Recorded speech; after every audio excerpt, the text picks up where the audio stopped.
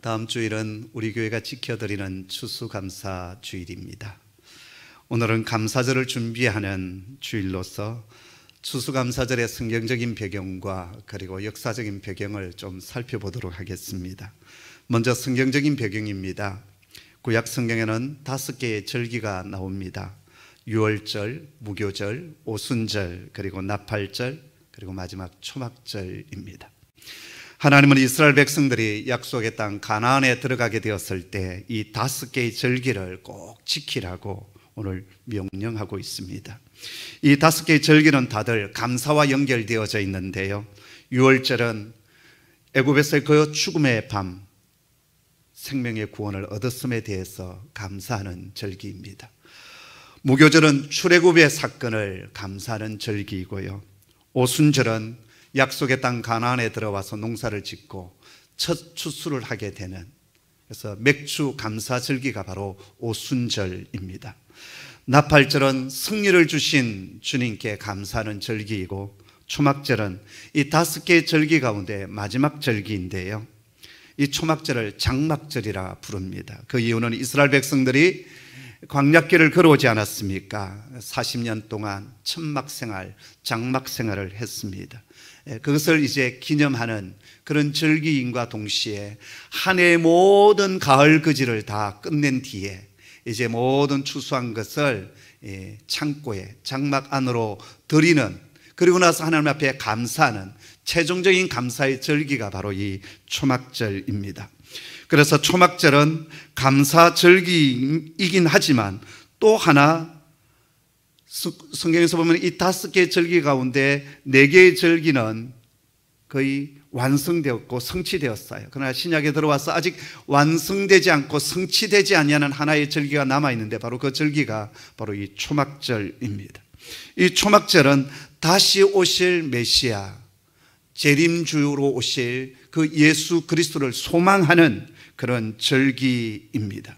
그래서 마치 추수하는 추수꾼이 모든 추수한 것을 거두어 들이듯이 재림주로 오신 그 주님께서 마지막 영적인 추수를 하여서 당신의 백성을 당신의 나라, 당신의 땅으로 인도하여 드리는 그런 절기를 보여주는 절기가 바로 초막절이다라는 거예요.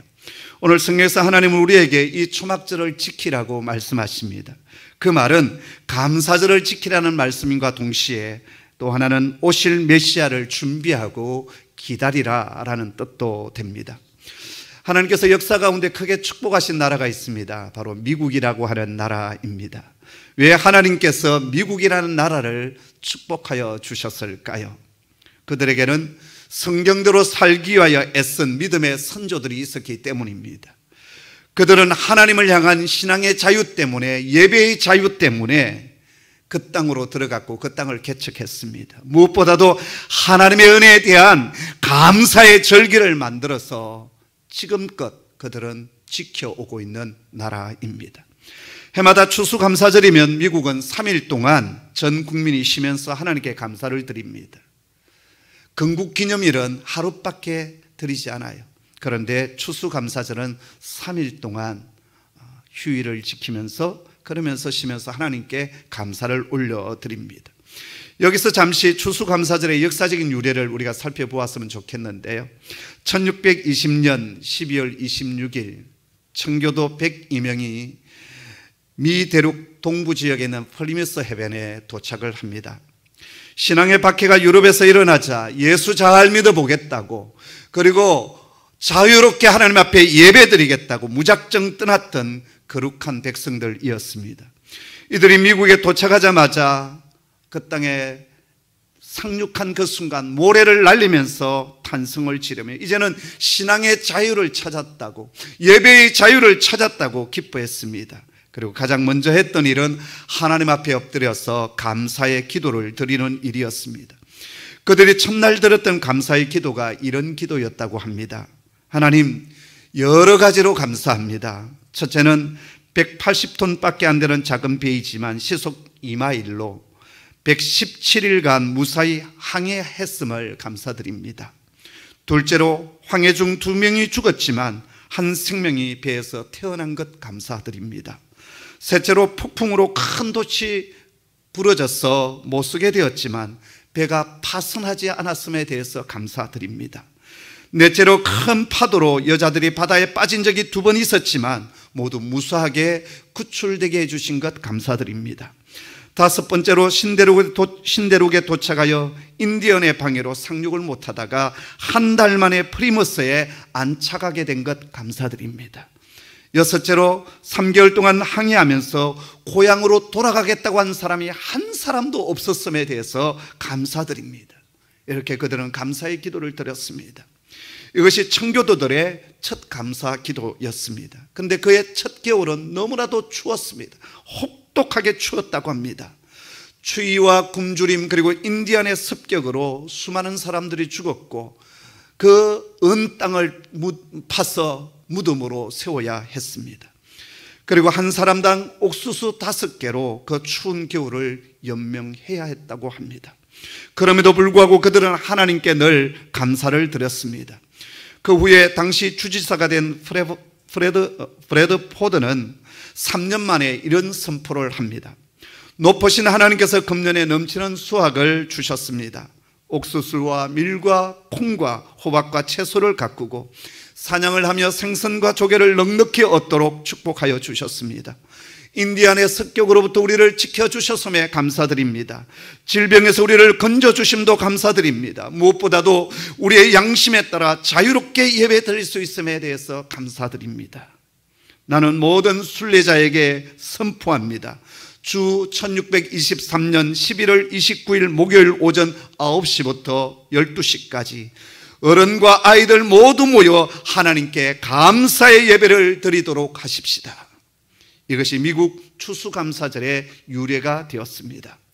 그 후 1863년 남북전쟁이 한창일 때 링컨은 추수감사절을 미국의 국경일로 선포하며 말했습니다. 모든 미국인들은 이날 하나님 아버지의 선하신 은혜를 알고 감사하십시오. 그 후 미국의 대통령들은 해마다 추수감사절이 되면 성명을 발표하는 전통이 생겼다고 합니다. 루즈벨트 대통령이 이렇게 성명을 발표했습니다. 오늘날 미국의 문제는 좋은 것을 주신 하나님께 감사하지 않는 것이다. 어떻게 보면 지금 우리 자신, 우리 교회, 우리나라의 문제가 바로 이것이 아니겠습니까? 참 많은 것을 받았고 누리고 있고 하나님께서 이 나라 이 민족을 많이 세워주셨는데 우리의 입술에 감사가 많이 사라져 버렸습니다. 감사를 잊어버리고 살아가는 백성이 되고 말았습니다. 윌슨 대통령은 이런 추수감사절 성명을 내었다고 합니다. 하나님의 자비로운 은덕에 미국인은 하나님께 감사를 드려야 합니다. 루즈벨트 대통령은 또 이렇게 추수감사절 성명을 내었는데요, 이 가을날 하루를 추수감사절로 정하고 하나님께 감사하는 것은 우리 미국인의 전통이다. 이같이 미국은 이스라엘 백성들이 약속의 땅 가나안에 들어가서 초막절을 지키고 감사의 절기를 지켰듯이 그들은 성경대로 추수감사절을 가장 큰 절기로 지키고 하나님의 축복을 받는 나라가 되었습니다. 자, 그렇다면 초막절, 추수감사절이 우리에게 주는 영적인 의미가 무엇일까요? 3가지로 정리합니다. 첫째, 초막절은 심판의 의미가 담겨져 있습니다. 추수가 무엇입니까? 추수는 알곡과 쭉정이를 가르는 겁니다. 양과 염소를 나누는 것입니다. 버릴 것과 취할 것을 가르는 것이 추수입니다. 곡식은 곡간에 들이고 가라지는 불태워 버리는 것이 추수예요. 그래서 초막절, 추수감사절의 영적인 의미는 종말과 심판의 의미가 강하게 담겨 있습니다. 여러분, 히브리서 기자는 말하지 않았습니까? 한 번 죽는 것은 사람에게 정한 것이요 그 후에는 심판이 있으리니. 우리 인생은 다 언젠가는 죽습니다. 그것으로 끝난다면 얼마나 좋겠습니까? 그런데 그 뒤에 심판이 있습니다. 생명의 부활로, 그리고 사망의 부활로, 영원한 하나님의 나라로, 영원한 지옥불로 심판이 있습니다.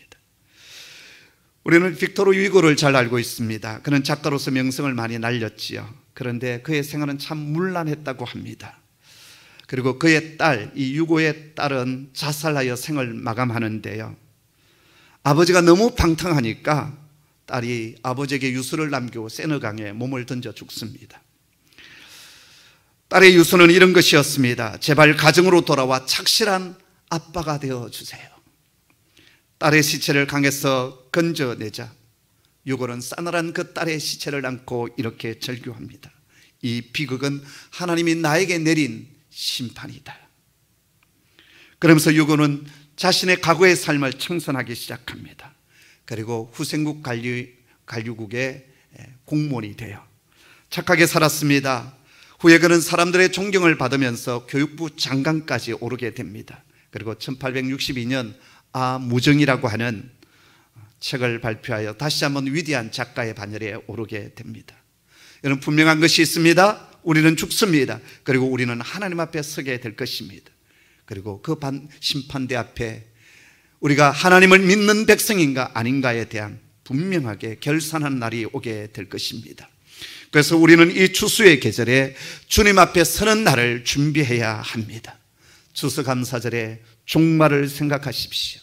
심판을 대비하시고 예수 잘 믿는, 예수 굳건히 믿는 하나님의 백성 되기를 주님의 이름으로 축복합니다. 둘째, 초막절 추수감사절은 축복입니다. 농부에게 가장 큰 날은 씨를 심는 날이 아닙니다. 김을 매는 날도 아니고 추수하는 날이 가장 큰 날이고 가장 큰 축복의 날입니다. 그래서 추수는 축복입니다. 1년 동안 수고했던 그 모든 결론을 보는 날이 바로 이 추수의 날이에요. 자, 그런데 여러분,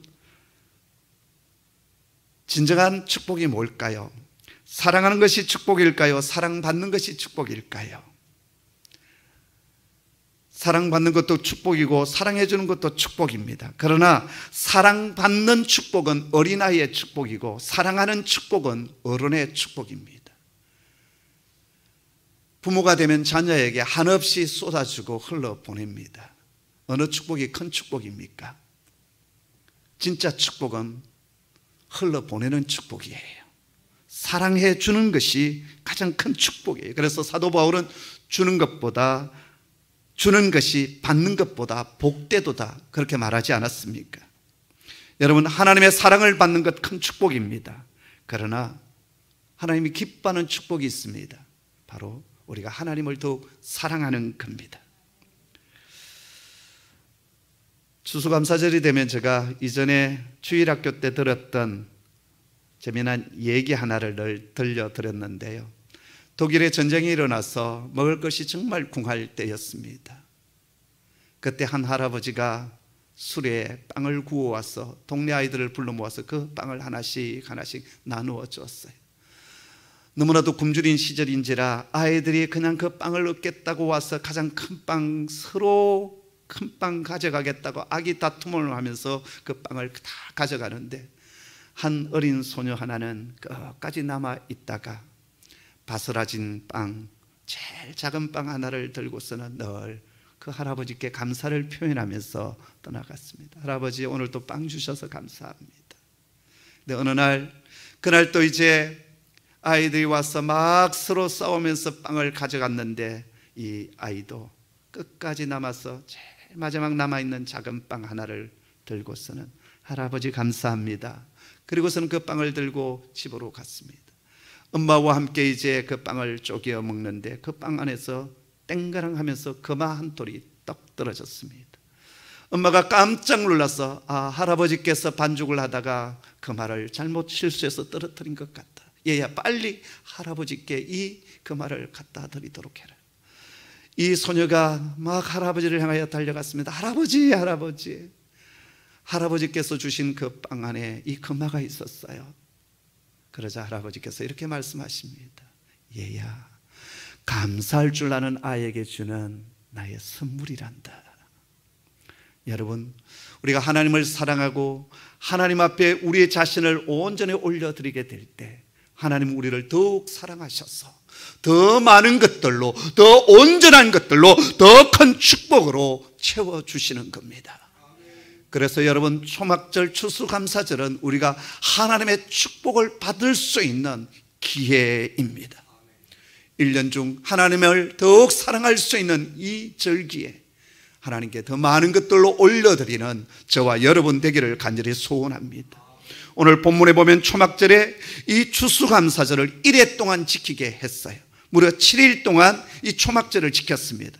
첫날을 성회로 모였고 또 초막절이 끝나는 날, 그 다음 날 8번째 되는 날도 성회로 지키게 했습니다. 그리고 거룩한 대회, 거룩한 대회라는 말은 큰 모임으로 모이라라고 했습니다. 그리고 화제로 제물을 드리는데 번제와 소제와 희생 제물로 드렸습니다.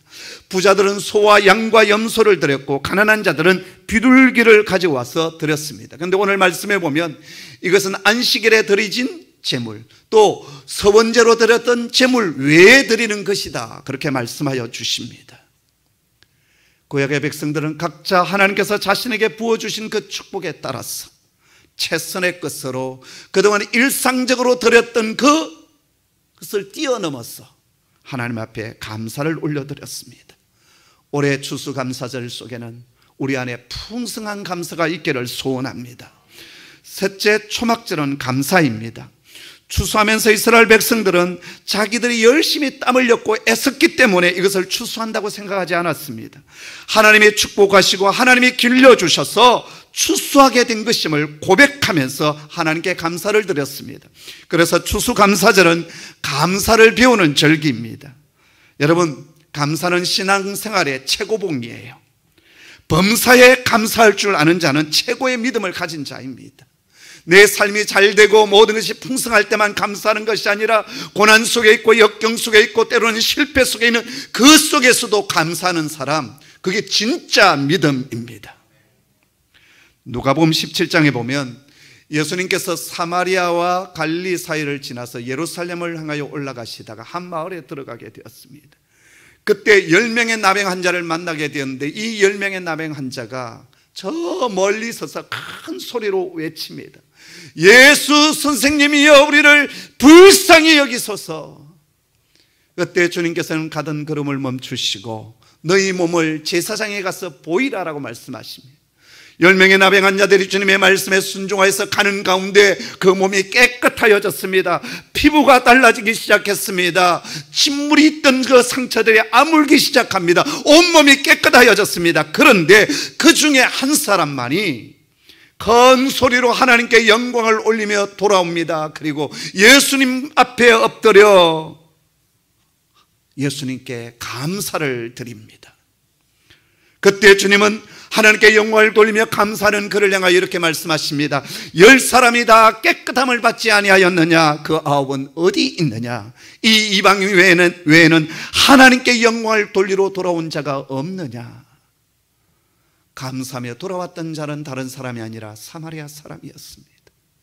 유대인들이 개처럼 여기는 천대히 여겼던 그 사마리아 사람, 그 한 사람은 하나님께 영광을 돌리며 예수님께 나와 감사했습니다. 그때 주님께서는 이렇게 말씀하십니다. 일어나라, 내 믿음이 너를 구원하였느니라. 할렐루야. 내게 일어난 그 일이 그냥 우연히 일어난 일이 아니라 하나님의 아들이신 예수님의 은혜로 일어난 일임을 알고 돌아와 감사했던 그 사마리아 사람은 육신의 구원뿐만 아니라 영혼 구원의 축복도 받게 되었습니다. 성도 여러분, 감사할 줄 아는 자를 하나님께서 기뻐하십니다. 그런 자에게 크게 역사하시고 축복하여 주십니다. 지지난주 화요일 수요일은 사도 바울이 유럽 선교의 환상을 보았던 드로아 해변가에 제가 혼자 있었습니다. 현지 리더들하고는 목요일에 만나서 토요일까지 2박 3일 동안 그 드로아에서 아소까지 사도 바울이 3차 선교 여행에 돌아올 때 일행들은 배를 타고 아소까지 가고 사도 바울은 육로를 통하여서 아소까지 걸어가거든요. 왜 걸어갔겠어요? 그동안 복음을 전하고 세웠던 그 교회들을 이제 다시 걸어가면서 한 사람 한 사람 강화시키고 겉면의 말씀을 주고 그러기 위해서 걸어갔던 거죠.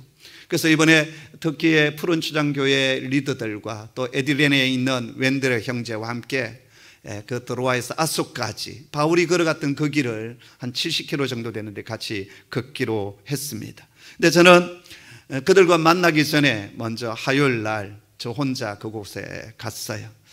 한국에서 제가 1인용 텐트 하나를 구입해서 갔기 때문에 첫날부터 야영을 하기로 했는데 이제 우기철이 시작되어서 첫날 비가 많이 왔습니다. 그래서 어쩔 수 없이 그 자그마한 마을에 하나밖에 없는 게스트하우스에 들어가서 하룻밤을 지내고 다음 날 되었더니 날이 아주 맑아졌습니다. 그래서 큰 바게트방 하나 사고 그리고 큰 생수통 하나 들고 그리고서는 이제 배낭을 짊어지고 사람들이 전혀 오지 않는 그 해변가 깊숙한 곳으로 제가 들어갔습니다. 그래서 텐트를 치고 이제 그곳에서 혼자 야영을 했는데요. 저녁이 되었습니다.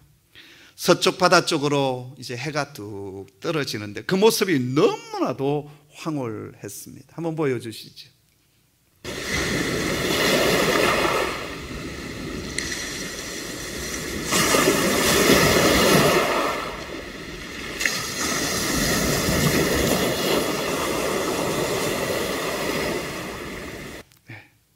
황홀하지요. 그러면서 제 가슴에 강하게 느껴지는 것이 하나 있었습니다. 언젠가 내 인생도 저 떨어지는 해처럼 끝나는 날이 오겠구나. 그때 내 인생이 저 낙초처럼 황홀할 수 있을까? 그렇게 혼자 묵상하고 있었는데요. 그때 하나님께서 제게 들려주셨던 음성은 뜻밖의 은혜라고 하는 단어였습니다. 버려진 인생, 상처투성의 인생, 그런 제 인생 가운데 나의 주 예수님 찾아와 주시고 만나 주시고 나를 구원하여서 당신의 자녀 삼아 주셨던 그 은혜, 지금까지 지나왔던 것 하나님의 은혜였고 여기까지 쓰임받는 것 하나님의 은혜였고 내 능력보다도 하나님의 은사와 하나님께서 부어주셨던 은혜가 더 컸어 너무나도 과분하게 쓰임받았다는 사실을 하나님께서 제게 다시 알려주셨습니다. 그래서 저는 그 자리에 그냥 앉아 있을 수가 없었어요. 일어나 하나님을 찬양하며 방언으로 기도하기 시작했고 제 속에 감사의 영이 정말 충만한 그런 저녁밤이 되었습니다. 성도 여러분, 우리 안에 감사의 영이 충만하기를 간절히 소원합니다. 우리는 모든 환경이 다 갖추어져야 감사하다라고 생각을 합니다. 아닙니다. 진짜 감사는 환경을 초월하는 감사입니다. 이번 터키 여행에서 제가 정말 감사한 것은 특히 현지 리더들의 믿음이 엄청 성장했다라는 거예요. 이제는 자신의 신앙을 유지하는 그 차원에 넘어서서 복음을 전하고 또 구도자들을 한 사람 한 사람 케어하면서 계속 말씀으로 양육해 가는 그러한 리더들로 자라나고 있음을 보았습니다. 그리고 유치원 시절에 보았던 그 아이가 어느덧 커서 청소년이 되었는데 앞에서 예배를 인도하는 예배 인도자가 되었고 그리고 앞으로 사역자가 될 꿈을 꾸고 있는 것을 보았습니다. 우리 장혜심 선교사가 그 아이들을 정말 잘 키웠구나. 그래서 제가 감사했어요. 여러분, 알리의 동생 에멜 자매를 위하여서 우리가 같이 기도하지 않았습니까?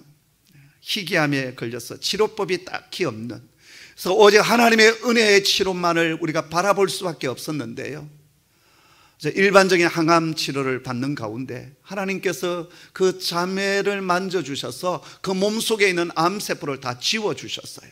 할렐루야. 그래서 지난 여름에 세례를 받았고 이번 트레킹에 함께 참여를 했어요. 저도 처음 만났는데요, 근데 이 친구의 믿음이 얼마나 단단한지 몰라요. 잠시 이 에멜 자매의 기도하는 모습을 우리가 보았으면 좋겠는데요, 들어와 유적지를 돌아보고 이제 그 다음 트레킹을 이제 떠나기 전에 기도하는 시간이에요. 보여주시죠.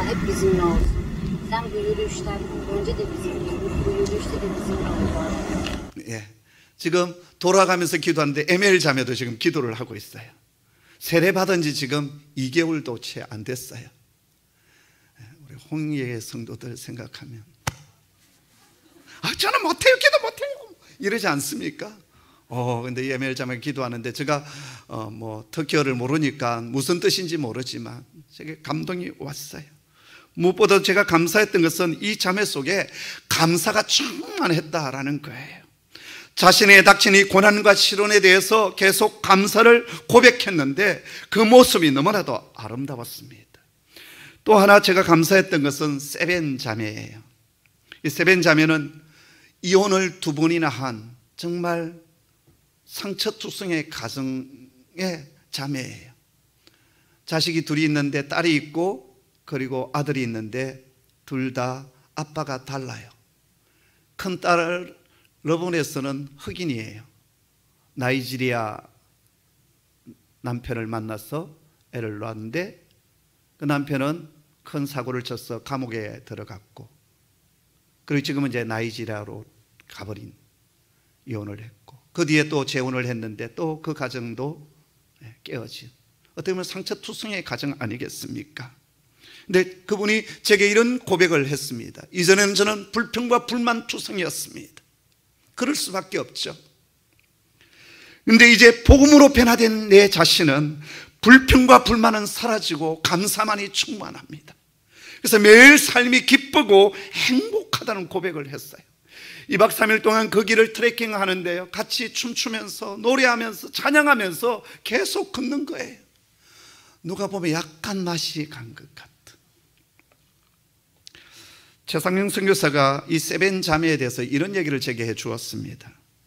얼마 전에 이스탄불의 선교사님 가운데 고참 선교사님 한 분이 최 선생님한테 전화를 해 주셨다라는 거예요. 이 세벤 자매는 처음 앙카라에서 복음을 받아 들었고, 그리고 이제 이스탄불로 왔었을 때 이 선교사님의 공동체에서 신앙생활을 했다라는 거예요. 그래서 이 선교사님은 이 세벤 자매의 가정과 삶에 대해서 어느 누구보다도 잘 알고 있는 선교사님이에요. 그런데 좋은 공동체를 만나고 좋은 목자를 만나서 세벤의 삶이 완전히 바뀌어졌을 뿐만 아니라 이제는 신실한 리더로 일어나서 사역하고 있는 것에 대해서 감사하다라고, 그렇게 최 선생님한테 전화를 해 주었다라는 거예요. 지금 세벤 자매는 이 푸른 초장교회에서 마치 전도사 역할을 하고 있습니다.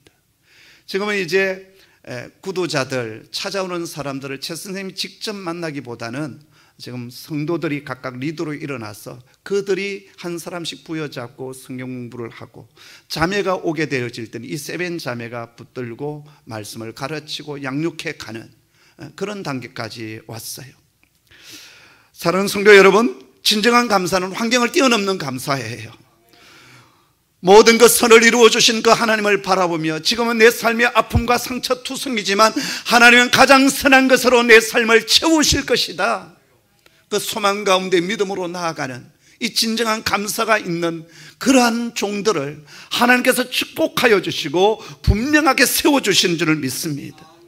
스펄전 목사님께서 하신 유명한 감사에 대한 설교가 있지 않습니까? 별빛을 주신 하나님의 은혜를 감사하면 달빛을 주시고, 달빛을 주신 하나님께 감사하면 햇빛을 주시고, 햇빛을 주신 그 하나님의 은혜에 감사하면 하나님께서는 영원한 빛을 주신다. 성도 여러분, 감사가 풍성하기를 원합니다. 우리는 근 2년 동안 코로나 팬데믹의 시간을 거쳐오면서 참 좋은 신앙의 유산들을 많이 잃어버렸어요. 뜨겁게 모여 찬양하며 예배하는 것도 잃어버렸고, 아름다운 성도의 교제도 잃어버렸습니다. 무엇보다도 감사의 마음을 많이 잃어버렸습니다. 다시 이 모든 것들을 회복해야 되지 않겠습니까? 무엇보다도 이 감사절기에 감사를 회복하는 저와 여러분 되기를 주님의 이름으로 축복합니다. 아멘. 기도하겠습니다. 아버지 하나님, 잃어버렸던 뜨거운 예배를 저희가 회복하기를 원합니다. 성도의 교제를 회복하기를 원합니다. 무엇보다도 우리 속에 감사가 풍성해지기를 소원합니다. 입술에 우리의 심령 속에 감사가 풍성할 수 있도록 주의 은혜를 더하여 주시옵소서. 우리 가정 주시니 감사합니다. 좋은 공동체 주시니 감사합니다. 좋은 리더들 허락하여 주시니 감사합니다. 이 나라의 민족 여기까지 부흥시켜 주시니 감사합니다. 열방 가운데 많은 선교사님들 파송할 수 있어 감사합니다. 우리가 후원할 수 있게 해주심도 감사합니다. 더 놀랍게 회복해 주실 주님을 찬양하며 감사합니다. 예수님의 이름으로 기도드립니다. 아멘.